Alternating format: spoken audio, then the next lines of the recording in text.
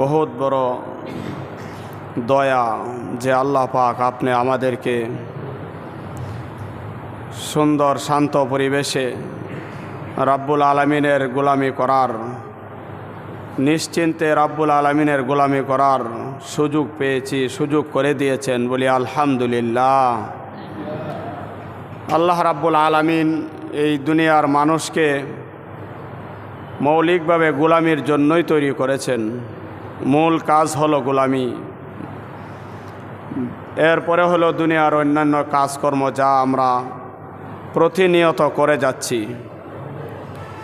কাজ তো একের পর এক মানুষ করতেই আছে, কাজ করে না অকর্মা ডেকি মানুষ খুব কম। আর যারা কাজ করে না অকর্মা ডেকি হয়ে থাকে, এই আইলসা বাদাম্যা হুদুম লাট্টিয়া, তাদেরকে কেউ ভালোবাসে না, মহাব্বত করে না। রাষ্ট্রও তাদেরকে বোঝা মনে করে, মৌলিকভাবে তারা রাষ্ট্রের বোঝা। কাজ করতেই আছে, কম হোক বেশি হোক, কাজ ছাড়া কোনো মানুষ নাই। কিন্তু আপনি আমার এই সব কাজ হলো ফরা, সব কাজ হলো অতিরিক্ত। আসল কাজ হলো আল্লাহ পাকের গোলামি। কোরআন পাকে তো আল্লাহ পাক এই কথা পরিষ্কার করে বলে দিয়েছেন যে আমি তো তোমাদেরকে সৃষ্টিই করেছি একমাত্র আমার গোলামির জন্য। ওমা খালাকতুল জিন্না ওয়াল ইনসা ইল্লা লিয়াবুদুন। আমি জিন এবং ইনসান, মানুষ এবং জিন্নাতকে একমাত্র আমার ইবাদতের জন্য সৃষ্টি করেছি। সেই ইবাদত মানুষ দুনিয়াতে থেকে রব্বুল আলামিনের সেই ইবাদত করবে। সেই ইবাদত মানুষ কিভাবে করবে তার ব্যক্তিগত বুঝে, নিজের জ্ঞান গরিমা দিয়ে মানুষ সেই ইবাদত করতে পারবে না। সেই ইবাদত করতে হবে আল্লাহ রাব্বুল আলামিনের রাহবার, রাসূল, নবী আলাইহিস সালাতু ওয়াস সালামগণ, আদম আলাইহিস সালাম থেকে নিয়ে এই পর্যন্ত সকল রাহবরগণ, সকল নবীগণ, সকল আম্বিয়াগণ সেই ইবাদতের পদ্ধতিই বলে দিয়েছেন। কিভাবে ইবাদত করবে, কিভাবে রাব্বুল আলামিনের গোলামি করবে। সেই গোলামির সাথে সাথে দুনিয়ার যত কাজকর্ম করবে সেই কাজগুলোকেও গোলামির সাথে শামিল করবে। কিভাবে কাজ করলে সকল কাজ ইবাদতের সাথে শামিল হবে। আমি একদিন আপনাদের কাছে আলোচনা করেছিলাম, আপনাদের সামনে আলোচনা করেছিলাম, আল্লাহ রাব্বুল আলামিন তো আপনি আমাকে ইবাদতের জন্য পাঠিয়েছেন, সৃষ্টি করেছেন। আপনি আমার 24টা ঘন্টা ইবাদতেই খাটাইতে হবে।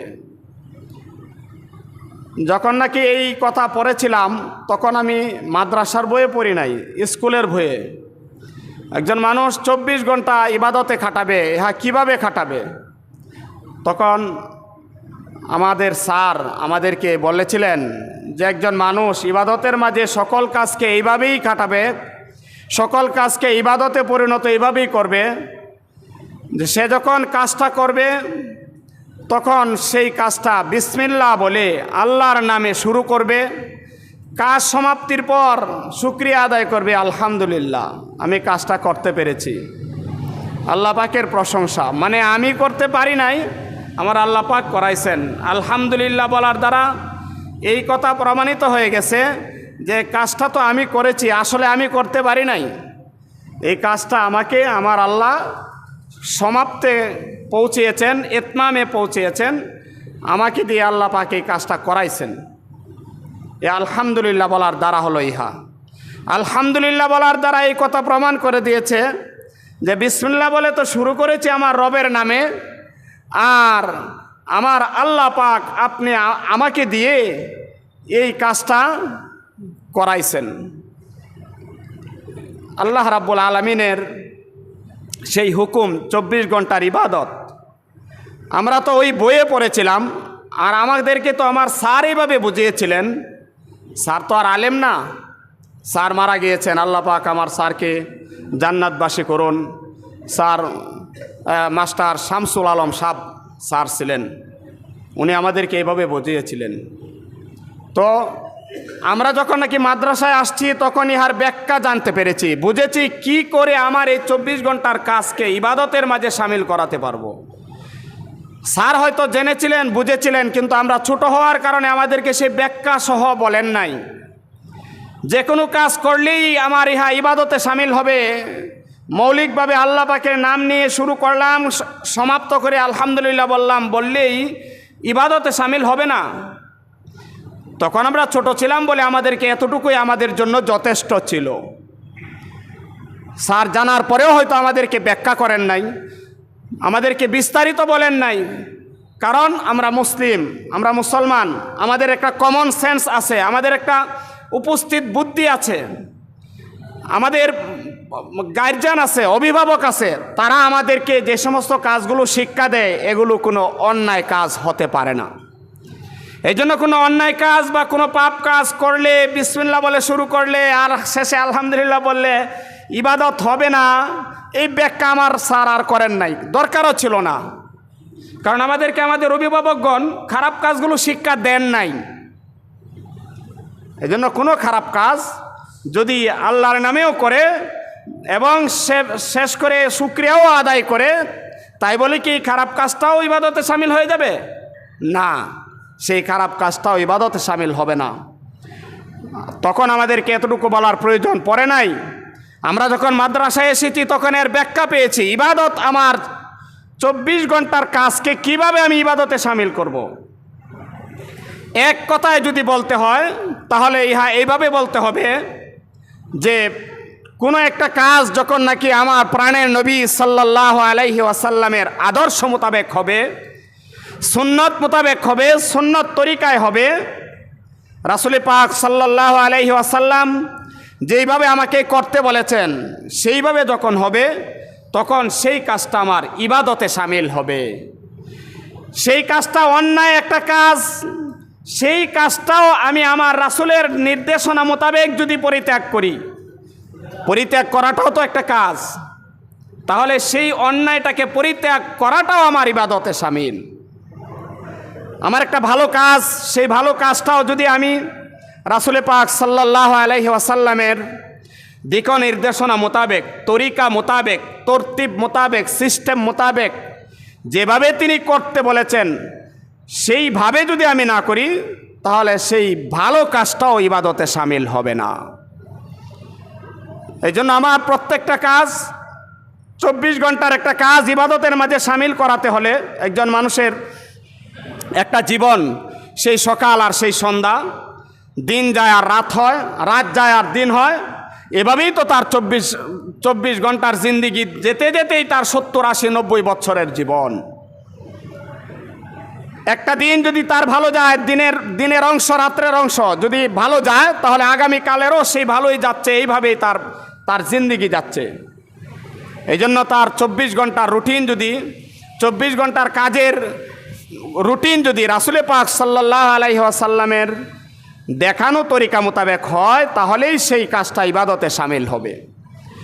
একজন মানুষ যদি ইস্তেঞ্জাও করতে যায়, একজন মানুষ যদি তার সন্তানকে আদরও করতে যায়, একজন মানুষ যদি ব্যবসাও করতে যায়, একজন মানুষ যদি চাকরিও করতে যায়, এমনিভাবে তার জিন্দিগির সকল কাজ, কৃষিকাজই করতে গেল, সেই মানুষটা মনে করেন নিড়ানিতে গেল, ঘাস আলাদা করতে গেল জমিন থেকে, ফসলের জমিন থেকে ঘাস আলাদা করতে গেল, সেই কাজটাও তার ইবাদতে সামিল করানো যাবে। একজন মানুষ ঘুমিয়ে পড়লো, সেই কাজটাও তার ইবাদতের মধ্যে সামিল করবে, যদি নাকি তার সেই কাজটা আমার প্রাণের নবী সাল্লাল্লাহু আলাইহি ওয়াসাল্লামের নির্দেশনা মোতাবেক হয়ে থাকে।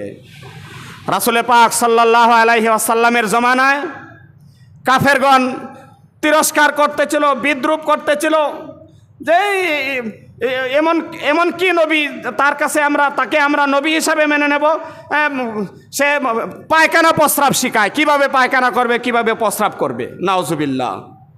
সেটা কি শিকার দরকার আছে না নাই?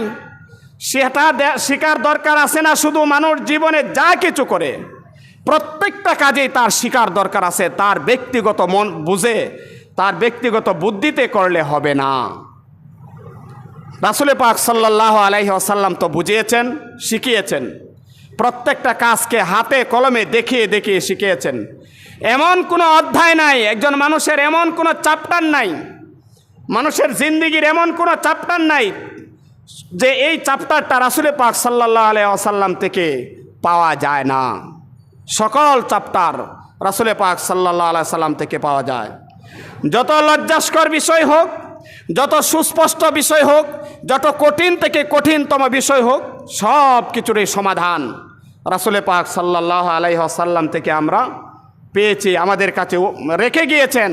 প্রাণের নবী সাল্লাল্লাহু আলাইহি ওয়াসাল্লামের আদর্শ আপনি আমার কাছে সুস্পষ্ট। এই জন্য আপনি আমার জীবনটাকে চালাতে হলে আমার বুদ্ধিতে চালালে হবে না, আমাকে সেই জীবন পরিচালনা করতে হবে রাসূল পাক সাল্লাল্লাহু আলাইহি ওয়াসাল্লামের দেখানো পদ্ধতি মোতাবেক। সেই পদ্ধতি আপনি আমি যতটুকু রাসূল পাক সাল্লাল্লাহু আলাইহি ওয়াসাল্লামের আদর্শ মোতাবেক করব, ততটুকুই আমি সওয়াবের ভাগী হব।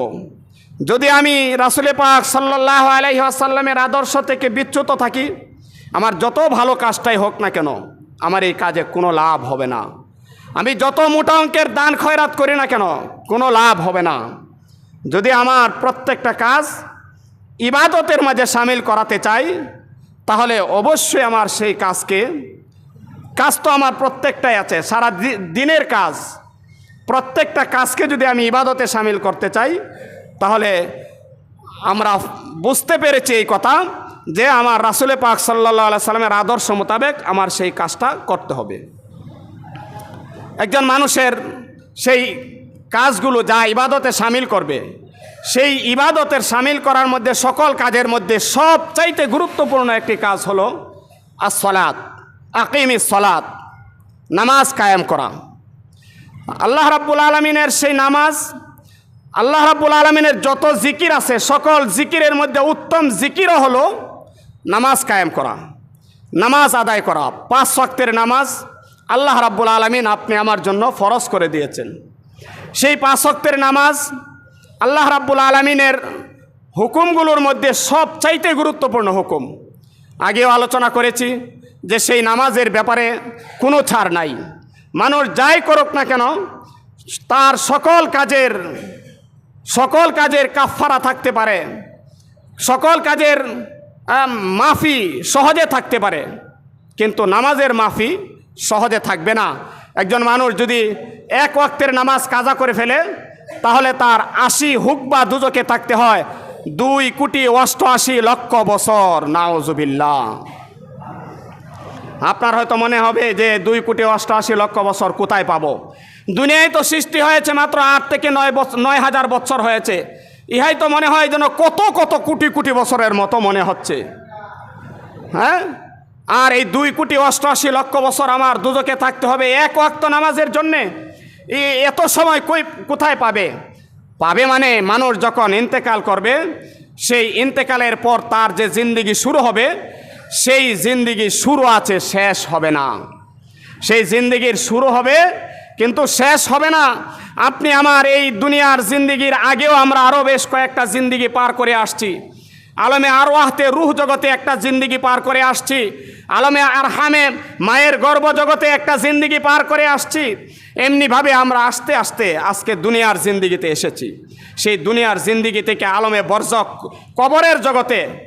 কবরের জগতেরও একটা জিন্দিগি আদম আলাইহিস সালাম থেকে নিয়ে এই পর্যন্ত হাজার বছর চলে গিয়েছে। হ্যাঁ, আনুমানিক 9,000 বছরের মতো চলে গিয়েছে।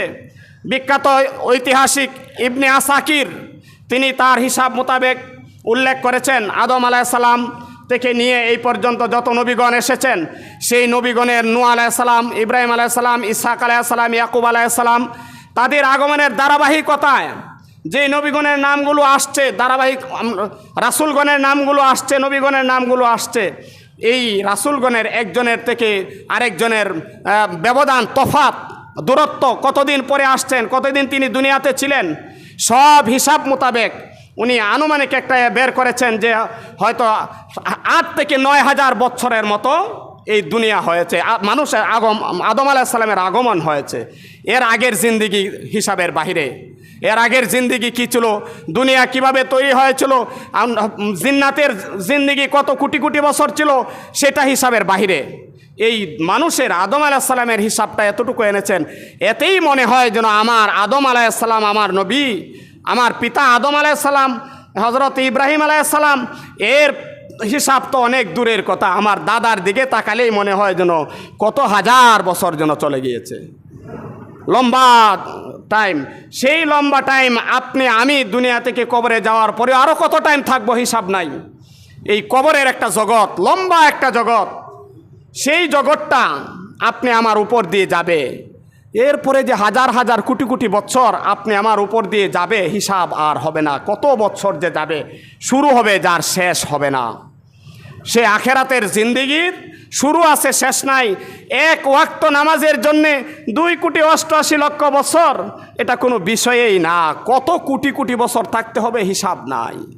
এই জন্য আপনি আমার সেই নামাজের গুরুত্বের উপরে, নামাজ কি পরিমাণ গুরুত্ব, নামাজ পড়া আপনি আমার কত কর্তব্য, আমি মুসলমান থাকার জন্যে নামাজ আমার কত প্রয়োজন, নামাজটা আমাকে মুসলমান হিসেবে রাখার জন্যে, চিহ্নিত করার জন্যে নামাজটা কত প্রয়োজন, এর উপরে গত বেশ কয়েক সপ্তাহ যাবতে আলোচনা হয়েছে। আমি আপনাদেরকে অনুরোধও করেছি যে আপনি আমার অধীনস্থ যারা আছে তাদেরকে যেন নামাজি বানানোর জন্য আপ্রাণ চেষ্টা করি।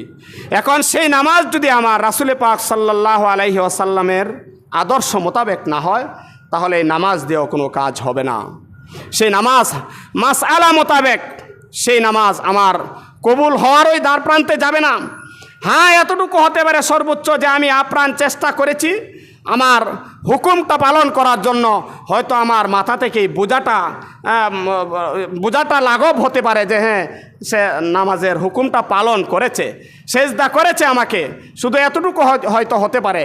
কিন্তু মাসআলা মোতাবেক সেই নামাজকে সঠিক করার জন্যে আপনি আমার যেরকম তাহারাতের প্রয়োজন ছিল, আলোচনা হয়েছে, ঠিক তেমনিভাবে আপনি আমার এই পোশাক পরিচ্ছদেরও, যেটাকে ফরজ সতর বলা হয়, সতর ঢাকার বিষয় বলা হয়, এর উপরেও মোটামুটি আলোচনা হয়েছে। আমি একদিন বলেছিলাম আপনাদেরকে, সেই সতর ঢাকা, একজন মানুষ কাপড় না থাকতে পারে, সারা শরীর উদাম থাকতে পারে, কিন্তু এরপরেও তার যদি এমন অবস্থা হয় যে কাপড়ের কোনো অবস্থানই নাই, তাহলে গাছের পাতালতা দিয়ে হলেও তার নাভি থেকে নিয়ে হাঁটুর নিচ পর্যন্ত ডেকেই রাখতে হবে। একজন মানুষ, সে জানোয়ার নয়। সতর ডাকার বিষয় আছে, সেই সতর ডাকার পরেও আপনি আমাকে আরও গুরুত্বপূর্ণ আরও কিছু কাজ নামাজ সহি করার জন্য করতে হবে। সেই বিষয়গুলো হলো, আপনি আমার কোরআনে পাকের তেলাওয়াত সহি করতে হবে। মাসআলা মোতাবেক যদি নাকি আপনি আমার কোরআনে পাক সহি না থাকে, কোরআনে পাকের তেলাওয়াত নামাজের মধ্যে যে সূরাগুলো প্রয়োজন, একান্ত প্রয়োজন সূরা ফাতিহা, এরপরে প্রয়োজন আপনি আমার একটা সূরা মেলানো, ছোট থেকে ছোটই হোক না, একটা সূরা কুল হু আল্লাহ সূরাটাই হোক, এগুলো যদি আপনি আমার সহি না থাকে, তাহলে আপনি আমার সেই ভুলের মাত্রা হতে পারে 2 ধরনের। যদি সঠিক না, ভুলের মাত্রা 2 ধরনের হতে পারে। একটাকে বলা হয় লেহানে জলি, কঠিন ভুল, আরেকটাকে বলা হয় লেহানে খফি, সামান্য ভুল। সেই কঠিন ভুলগুলোর মধ্যে একটি ভুল হলো এক হরফের জায়গায় আরেক হরফ পড়ে ফেলা, এক হরকতের জায়গায় আরেক হরকত দিয়ে ফেলা। যেখানে যেমন হরফের জায়গায় আরেক হরফ, মনে করেন আছে হা, আপনি পড়ছেন হা, হরফ আছে কাফ, আপনি পড়ছেন কাফ, হরফ আছে আপনার দোয়াদ, আপনি পড়ছেন দাল, ওলা দোয়াল্লিন, আপনি পড়ছেন ওলা দোয়াল্লিন, এটা না। এক হরফের জায়গায় যেমন মনে করেন পড়তেছেন, বলার কথা ছিল আলহামদুলিল্লাহি রাব্বিল আলামিন, আপনি এখানে পড়তে পারেন নাই, আপনি পড়েছেন আলহামদুলিল্লাহি রাব্বিল আলামিন। আজকে আপনি আমার বাংলা ভাষা আমরা গ্রামের ভাষায় যা বলি, গ্রামের ভাষায় আমাদের এই বাংলা ভাষা আমরা সবাই এক ধরনের ভাষা বলি বলে আমাদের কাছে এটা খারাপ মনে হয় না, বা আমাদের বুঝতেও অসুবিধা হয় না। যেমন মনে করেন কথার কথা কাইসি, এটা কি কাওয়া না খাওয়া? শব্দটা ছিল খাওয়া, আমরা বলছি কাইসি। আরেকটা মনে করেন আছে এরকম যে টাকাকে আমরা গ্রামের ভাষায় আমরা বলে ফেলি টেহা, টেহা বলে ফেলি, আমরা হয়তো বুঝে ফেলেছি। কিন্তু যেই জায়গায় নাকি শুদ্ধ ভাষায় তারা ব্যবহার করে বলে তাকে, সেইখানে গিয়ে এই ধরনের ভাষাগুলো বলে দেখেন আপনাকে নিয়ে তারা কি পরিমাণ হাসাহাসি করে, কি পরিমাণ ঠাট্টা করতে থাকে। আপনার এই কথা তারা হাসাহাসি করতে থাকবে যে কি বলতেছে, কি বলতেছে। হ্যাঁ, এক এক জায়গায় এরকম, এক এক জায়গায় এক এক ধরনের ভাষা আছে। আমাদের কিশোরগঞ্জে আরেকটা ভাষা আছে। আমাদের শাহ হুজুর রহমতুল্লাহ আলাই বলতেন যে আমাদের একটা কিশোরগঞ্জের জাতীয় ভাষা, মানে কিশোরগঞ্জের খাস ভাষা, এটা হলো বুত্তে মারা। হ্যাঁ, বুত্তে মারা আবার কোন শব্দ? ইহা তো কোনো শব্দ নয়। বাংলা ভাষায় শব্দ লেখাও যায় না, এত কঠিন। কিভাবে লিখবেন আপনি বুত্তে মারা? আমরা হয়তো বুঝে ফেলেছি, হ্যাঁ, কিন্তু যেই জায়গায় নাকি শুদ্ধ ভাষা বলে সেইখানে আপনি এই শব্দটা বলে দেখেন আপনাকে নিয়ে আমাকে নিয়ে কী পরিমাণ হাসাহাসি করে। হ্যাঁ, আমাদের ভাষা শুদ্ধ হওয়া একান্ত প্রয়োজন। যদিও আমরা হয়তো স্বাভাবিকভাবে বুঝে ফেলি, বিশেষ করে আমাদের এই নামাজকে সহি করার জন্যে, সঠিক করার জন্যে আপনি আমার সেই আরবি ভাষা যেটা নামাজের মধ্যে একান্ত প্রয়োজন, যেমন মনে করেন সূরা ফাতিহা আছে, সাথে অন্য একটা সূরা আছে, ইহাকে শুদ্ধ করা একজন মুমিনের জন্য ফরজে আইন। কারণ আপনার এই যদি এক হরফের জায়গায় আর এক হরফ এসে যায়, এক জবর জের পেশের জায়গায় অন্য একটা এসে যায়, তাহলে আপনার তিলাওয়াতের অর্থ পাল্টে যাবে। আর এই অর্থ পাল্টে যাওয়ার কারণে আপনার এমন এক ভুল হবে যাকে বলা হয় লেহানে জলি, অর্থাৎ এই ভুল দিয়ে আপনার নামাজ হবে না। এখন আপনার প্রশ্ন থাকতে পারে, তাহলে আমি নামাজ পড়ব কীভাবে? আমাদের যে অবস্থা, আমাদের তো কেউরই পড়া শুদ্ধ না, তেলাওয়াত সহি না, তাহলে আমাদের নামাজ হয় না। আমি আগেও ব্যাখ্যা করেছি, নামাজ হয় না মানে কি, এরপরেও আপনাকে নামাজ পড়তে হবে। আপনার মুসলমান হয়েছে একজন মানুষ, হিন্দু, সে তো সূরা ফাতিহা তো দূরের কথা, আল্লাহু আকবার শব্দটাও সহি করে বলতে পারে না, তাকেও নামাজ পড়তে হবে। আর সাথে সাথে নামাজকে সহি করানোর জন্যে আপনার শিক্ষা করতে হবে, ক্লাসে ভর্তি হয়ে যেতে হবে, যাতে আপনি কথা প্রমাণ করতে পারেন, হে আল্লাহ, আমি পারি না বলেই তো আমি ছাত্র হয়েছি, পড়তে শুরু করেছি। আমাদের এই নামাজের আলোচনা ইনশাআল্লাহ, আমাদের এই আলোচনাগুলো একান্ত প্রয়োজন, এত প্রয়োজন আপনাদেরকে বুঝিয়ে হয়তো কাউকে আমি কাজ করতে পারবো না, কাউকে হয়তো বুঝিয়ে আপনাকে কোরআন শরীফ শেখানোর দিকে হয়তো আনতে পারবো না, কিন্তু এরপরেও আপনি আমার জানা একান্ত প্রয়োজন। আপনি আমার সামনে এই উপস্থাপনগুলো, এই কাবাহতগুলো না জানার কারণে আপনি আমার ক্ষতিগুলো অবশ্যই জানা দরকার। যে যদি আমি জানতে পারি তাহলে হয়তো আমার আগ্রহ বাড়তে পারে, হাজার জনে জেনে হয়তো একজনেরও উপকার হতে পারে, তিনি হয়তো আবার কোরআন শরীফটা সহি করার জন্য আগ্রহী হয়ে যেতে পারেন। এই জন্য আপনি আমার সেই নামাজকে সহি করার জন্যে কোরআনে পাককে সর্বপ্রথম সহি করা ইহা একান্ত প্রয়োজন। এর উপরে কোরআন শরীফ সহি না হলে আপনি আমার কি ক্ষতি হবে আমরা ইনশাল্লাহ আরও আলোচনা করব। আল্লাহ পাক আপনি আমাকে মুসলমান হিসেবে দুনিয়া থেকে কত বড় বড় ডিগ্রি নিয়ে যাই, কত সুউচ্চ ভাষাবিদ হয়ে, সুউচ্চ ভাষা অর্জন করে ভাষাবিদ হয়ে কবরে যাই, আমি আমার আল্লাহ পাকের সেই কালামটা আমার ভিতরে ভরে কবরে যাব না, ইহা একজন মুসলমানের জন্য হতে পারে না। আল্লাহ পাক তৌফিক দান করুন। আলহামদুলিল্লাহ।